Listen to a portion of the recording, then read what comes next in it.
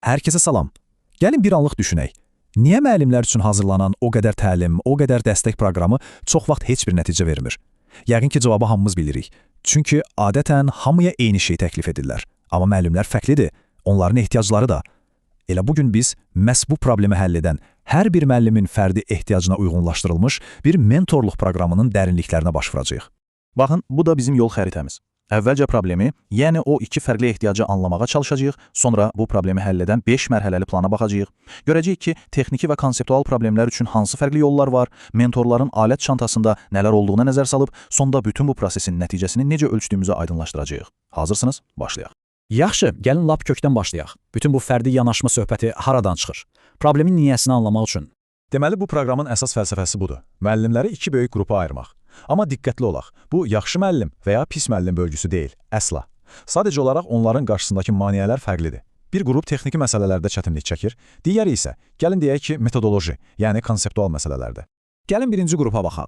Onların problemləri bəlkə də kənardan çox sadə görünür, elə deyilmi? Məsələn, Microsoft hesabına girə bilməmək, şifrəni daima unutmaq. Amma bir düşünün, dərsin ortasında bu xırda problem baş verəndə bütün proses dayana bilər.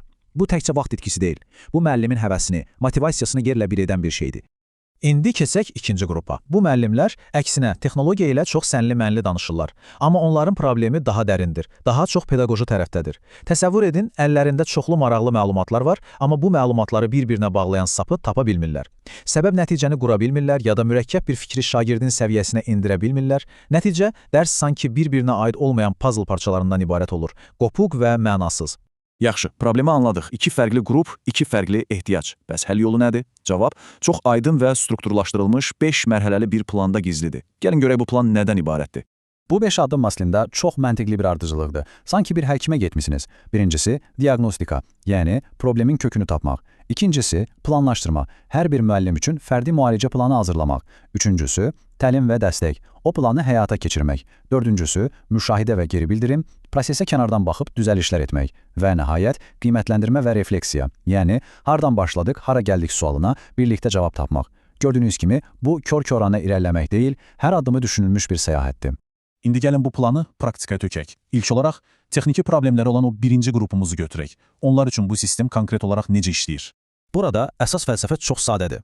Nəzəriyyəyə yox, praktikə hə. Bu müəllimlərə uzun-uzadı mühazirələr, mürəkkəb pedaqoji terminlər lazım deyil. Onlara sadəcə kimsənin yanında oturub, addım-addım, bax, bunu belə et deməsi lazımdır. Əsas məqsəd bir proqramı öyrətmək deyil, əsas məqsəd o texnologiya qorxusunu sındırmaq və müəllimdə özünə inam hissini yenidən oyatmaqdır.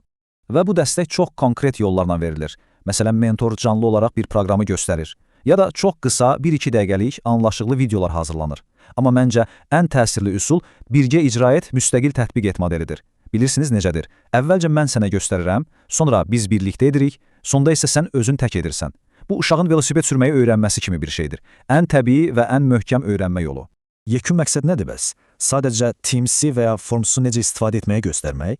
Xeyr, əsl məqsəd daha böyükdür. Məqsəd, müəllimi texnologiyadan çəkinən bir istifadəçidən, bu alətlərdən dərsində sərbəst şəkildə, yaradıcı formada istifadə edən bir peşəkara çevirməkdir. Yəni, o özünə inamı yaratmaqdır. Yaxşı, birinci qrupu aydınlaşdırdıq. İndi isə gələk ikinci, yəni konseptual çətinlikləri olan qrupa. Onlar üçün bu plan necə işləyir? Onlara yanaşma təbii ki, 180 dərəcə fərqlənir. Baxın, burada söhbət artıq düymələri öyrətməkdən getmir, söhbət düşünməyə öyrətməkdən gedir. Bu, analitik və reflektiv bir prosesdir. Mentorun işi cavab vermək yox, düzgün suallar verməkdir. Məsələn, niyə məhz bu nümunəni seçdin? Bu mövzunun əvvəlki dərslərlə əlaqəsi var. Məqsəd, müəllimin öz fəaliyyəti haqqında dərindən düşünməsini təmin etməkdir. Və bu düşünmə prosesini oyatmaq üçün istifadə edilən metodlar da çox maraqlıdır. Məsələn, mentorla müəllim birlikdə oturub konsept xəritələri çəkirlər. Bu zaman müəllim fərqli ideyalar arasındakı o görünməz əlaqələri özü kəşf etməyə başlayır. Ya da başqa bir müəllimin dərs planını birlikdə təhlil edirlər. Bu, insanın öz işinə sanki kənardan bir güzgüdə baxması kimidir və çox effektivdir.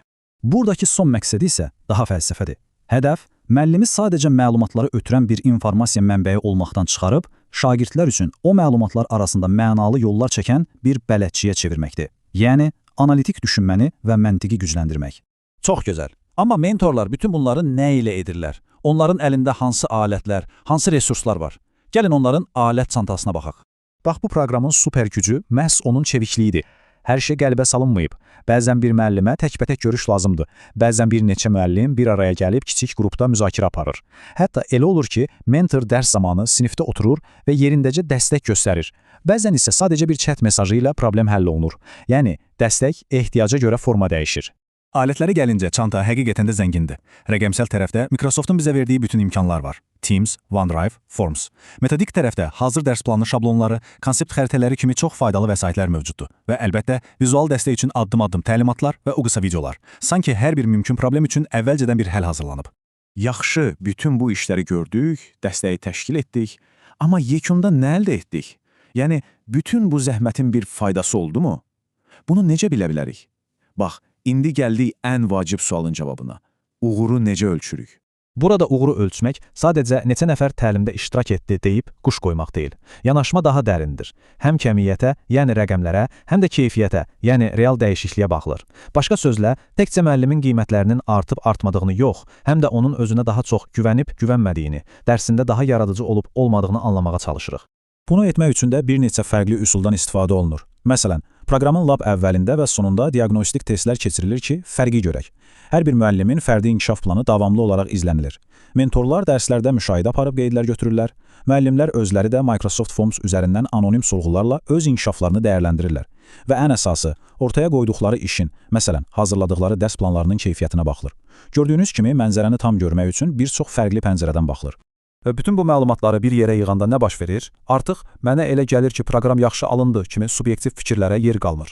Əlimizdə konkret faktlar, rəqəmlər olur. Bu da bizə həm hər bir müəllimin fərdi inkişafını, həm də bütövlükdə proqramın nə dərəcədə effektiv olduğunu göstərən aydın, data əsaslı bir mənzərə verir. Yekun olaraq, gəlin bir anlıq özümüzə bir sual verək. Bugün danışdığımız bu fərdi yanaşma modeli sizin çalışdığınız məktəbdə, universitetdə və ya hər hansı bir təhsil müəssisəsində tətbiq edilsəydi, nələr dəyişərdi?